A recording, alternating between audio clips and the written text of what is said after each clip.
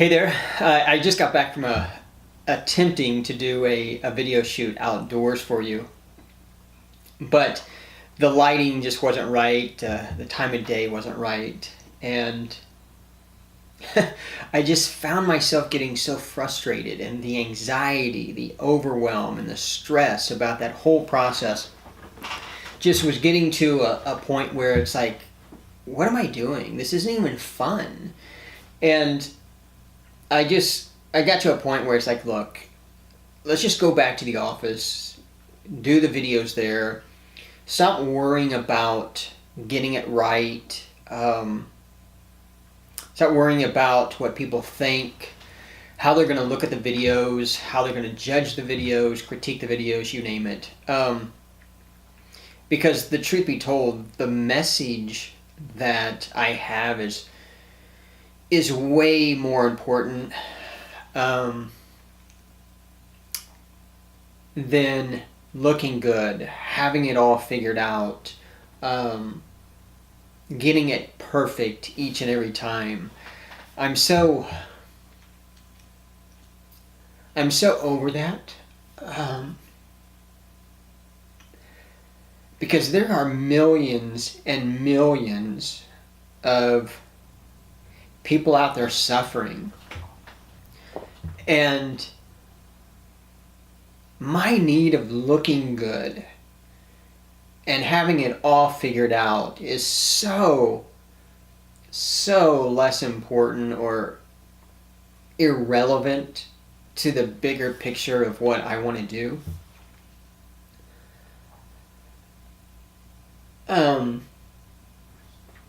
I really didn't know what I was going to talk about, but this is so funny that it just kind of works out exactly the way it's supposed to. Yesterday, I was driving home, and a thought came to me that said, how long do we have to keep suffering? And I instantly, for whatever reason, started thinking about my dad. And it wasn't even about my suffering at the moment. It was more about discovering more about him.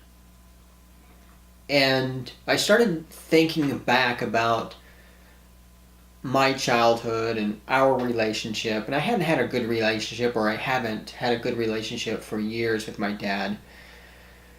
And the more I start looking back and really becoming aware and exploring, I start to see things and wondering about things that he has been carrying around for years, if not most of his life. And I wondered how much suffering that he's been carrying around for his entire life, not knowing how to work through it, not having the courage to reach out for help. And I started thinking about some pretty interesting things that started showing up, where things started changing in our relationship, and things started changing with his behavior and what he did and what he didn't do. And I never really thought about it at the time, but as I look back, it's probably because he was carrying around this suffering within him that he had no idea how to work through. And a funny story came to me that says, my dad used to be so fun and used to do all kinds of things when we were younger. But there was there was a period of time where things just shifted and things just weren't the same. And he wasn't this fun person that I remembered. And even so simple or silly that he stopped wearing shorts. And you may be saying, well, what's the significance of shorts? Well, I started thinking about that. And I wondered if he was so self-conscious of his legs, because he's got skinny legs. And people would tease him about his skinny legs and how white they were because he didn't wear shorts that often. And I started wondering if his self-conscious got so intense that he just stopped wearing shorts. But he also stopped doing a lot of other things. The shorts were maybe just another layer of suffering, or another situation where he just started pulling back and not being him. And I can totally relate to that. Because when I was in high school, it's only been about 2 or 3 years, kidding. I remember going to prom with my high school sweetheart, who is an amazing woman. She still keeps in touch with my family still to this day. And she loved to dance. She was on the dance team in high school and just all around athletic, just loved to dance. Well, I didn't, because I was still worried about looking good and how other people were going to think, or what they were going to think and what they were going to say. And so anytime the idea of dancing came up, I just avoided it like the plague. But I knew it was so important to her, and this was her first prom. And so I mustered up enough courage to get out on the dance floor with her. And I mean, I didn't think I was horrible. Certainly wasn't John Travolta, to say the least. And she made a comment that was joking around, but it was in regards to the way I was dancing. And I took it so personal because, one, I was self-conscious about dancing anyway. So I was hypersensitive to that. And it was coming from somebody that I deeply, deeply loved. And so it hurt even more, and it cut even deeper within me. And so from that moment forward, I just shut off all possibilities of dancing because of one comment that was made to me that was in jest, just joking around. But because it was so personal to me, it was pretty significant to me. So I carried that around with me until I was much, much later in my life, because of that one situation and that one moment of pain that created and perpetuated suffering from then on. So I could totally relate to my dad, and I started asking the question, how long do we have to continue to allow suffering to be controlling our life and holding us back? And I can tell you this, that the traditional ways of dealing with suffering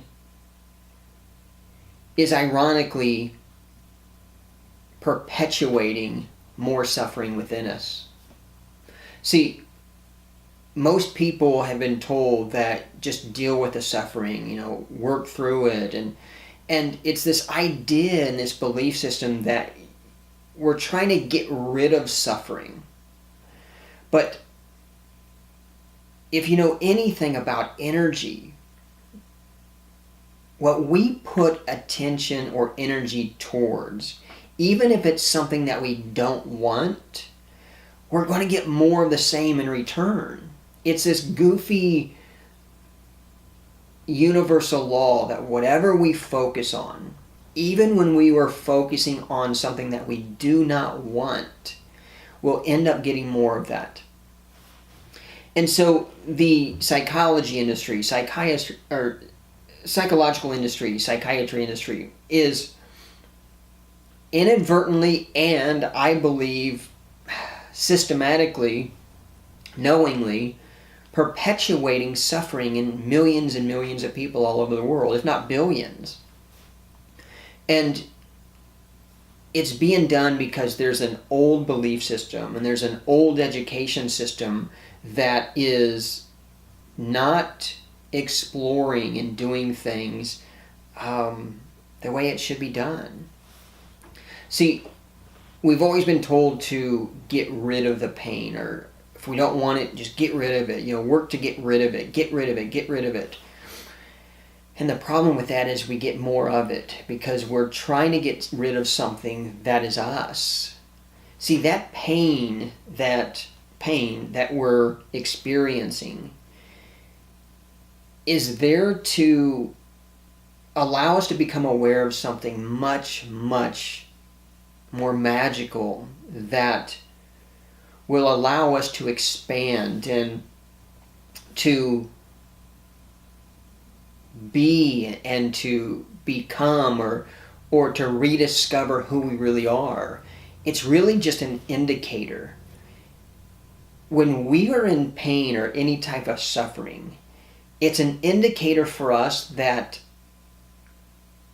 in that moment we're living the human experience, when at our absolute true nature we are not a human experience.